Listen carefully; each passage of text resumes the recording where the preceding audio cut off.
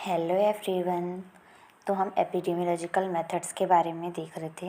मैं इतनी मेहनत से नोट्स बनाती हूँ गाइस, आपके लिए सिंपल लैंग्वेज में ढूंढ के लाती हूँ अलग अलग बुक्स से। तो अगर आपको मेरे वीडियोज पसंद आ रहे हो तो please like, share and subscribe my channel. Thank you. आप सभी का सपोर्ट मेरे लिए बहुत ही इम्पोर्टेंस है। ओके, तो अब हम स्टार्ट करते हैं। जो हम एपिडेमियोलॉजिकल मेथड्स देख रहे थे उसके हमने पार्ट 1 में डिस्क्रिप्टिव मेथड पूरी कवर कर ली थी। एनालिटिकल मेथड था, उसका दो टाइप की होती है, एक डिस्क्रिप्टिव, दूसरा एनालिटिकल। डिस्क्रिप्टिव मेथड को हमने पार्ट 1 में कवर कर लिया था। एनालिटिकल मेथड हम देख रहे थे, वो भी दो टाइप्स की होती है, एक ऑब्जर्वेशनल एपिडेमियोलॉजी, दूसरी एक्सपेरिमेंटल। सो ऑब्जर्वेशनल एपिडेमियोलॉजी हमने इसके सेकेंड पार्ट में देख ली थी।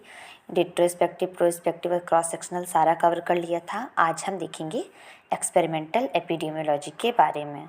तो चलिए देखते हैं एक्सपेरिमेंटल एपिडेमियोलॉजी क्या है।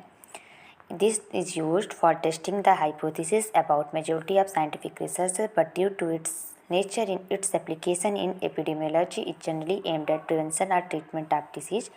It is also two types: clinical trial, community trial. Experimental epidemiology का यूज भी है, स्टडी का यूज भी हम हाइपोथेसिस को टेस्ट करने के लिए करते हैं। हाइपोथेसिस सबको पता है, पहले ही पार्ट में हमने बताया था कि जो डाटा हमको डिस्क्रिप्टिव मेथड से मिलता है उसके बेसिस पे हाइपोथेसिस रेडी की जाती है। हाइपोथेसिस यानी परिकल्पना, प्रेडिक्शन, और उसको टेस्ट करने के लिए करती है, क्योंकि साइंटिफिक रिसर्च जो भी होती है वो हाइपोथेसिस को मेजॉरिटी लेकर ही होती है।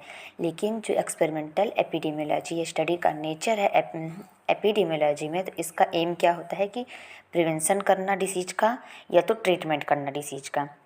एक्सपेरिमेंटल स्टडी का यूज हम हाइपोथेसिस को टेस्ट करने के लिए करते हैं साइंटिफिक रिसर्चेस में, लेकिन इसका जो नेचर है इसलिए इसका उपयोग हम एपिडेमियोलॉजी में डिसीज़ को प्रिवेंट करने के लिए या डिसीज़ को ट्रीट करने के लिए करते हैं। ये भी दो टाइप्स की होती है, क्लिनिकल ट्रायल्स, दूसरा कम्युनिटी ट्रायल्स। तो चलिए देखते हैं क्लिनिकल ट्रायल्स में क्या होता है। Clinical trials are used to test the cause, effectiveness of a drug और treatment, to know the efficacy of preventive measures. Clinical trial का हम यूज करते हैं कॉज को टेस्ट करने के लिए। अगर कोई डिसीज हो रही है तो किस रीजन से हो रही है उसको टेस्ट करने के लिए। अगर किसी पर्टिकुलर डिसीज़ के लिए हम कोई ड्रग दे रहे हैं तो उसका इफेक्टिव देखने के लिए कि वो ड्रग इफेक्टिव है कि नहीं, कि वो ट्रीटमेंट इफेक्टिव है कि नहीं, इसको टेस्ट करने के लिए हम क्लिनिकल ट्रायल का यूज करते हैं। इसके साथ साथ ही जो हम प्रिवेंटिव मेजर्स ले रहे हैं, किसी डिसीज़ को प्रिवेंट करने के लिए जो हम प्रिवेंटिव मेजर्स दे रहे हैं वो इफेक्टिव है कि नहीं, उसकी इफिकेसी को जानने के लिए हम क्लिनिकल ट्रायल्स का यूज करते हैं। मतलब कॉज को टेस्ट करने के लिए, कोई ड्रग या ट्रीटमेंट इफेक्टिव है कि नहीं वो चेक करने के लिए, और जो हम प्रिवेंटिव मेजर्स ले रहे प्रिवेंशन के लिए जो हम तरीके अपना रहे हैं किसी डिजीज़ के, तो वो इफेक्टिव है कि नहीं, उसकी इफिकेसी क्या है, कैपेसिटी क्या है, वो पता करने के लिए हम क्लिनिकल ट्रायल्स का यूज करते हैं। तो कम्युनिटी ट्रायल्स क्या है। Community trials are use to test the efficacy of procedure on the group of individual. There may be chances of bias on the part of investigator in the experimental method. तो community trials का हम use कब करते हैं, जब हमको क्या test करना होता है, किसी प्रोसीजर की इफिकेसी चेक करने, इफिकेसी वही कैपेसिटी चेक करने के लिए या इफेक्टिवनेस चेक करने के लिए किसी इंडिविजुअल के ग्रुप में, इंडिविजुअल का ग्रुप है उसमें हम किसी प्रोसीजर की इफिकेसी को चेक करने के लिए कम्युनिटी ट्रायल्स का यूज करते हैं। ये भी तीन टाइप्स के होते हैं community trial, single blind, double blind और ट्रिपल ब्लाइंड। देखिए क्लिनिकल ट्रायल्स का यूज हम कर रहे थे किसी कॉज और ड्रग की इफेक्टिवनेस को टेस्ट करने के लिए। कम्युनिटी ट्रायल्स का हम यूज कर रहे हैं किसी प्रोसीजर की इफेक्टिवनेस को टेस्ट करने के लिए, ठीक है, उसमें कॉज और ड्रग के ट्रीटमेंट को, और कम्युनिटी ट्रायल्स में प्रोसीजर की इफेक्टिवनेस को टेस्ट करने के लिए, ठीक है।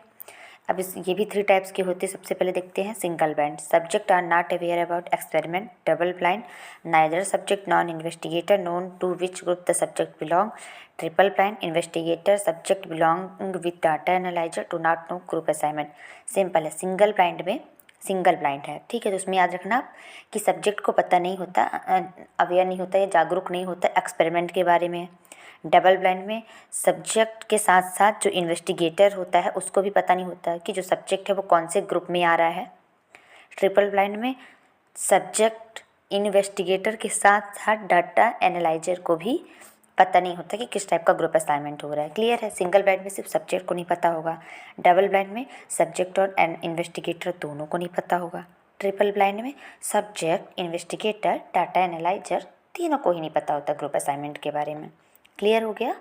तो ये था पूरा एक्सपेरिमेंटल एपिडेमियोलॉजी एक स्टडी के बारे में हमने मेथड्स ऑफ एपिडेमियोलॉजी पूरा कवर कर लिया है। इसके नेक्स्ट में मैं एपिसोड लाऊंगी स्कोप ऑफ एपिडेमियोलॉजी का। आई होप आपको मेरी वीडियोज पसंद आ रहे हो, तो please like share and subscribe my channel. Thank you so much.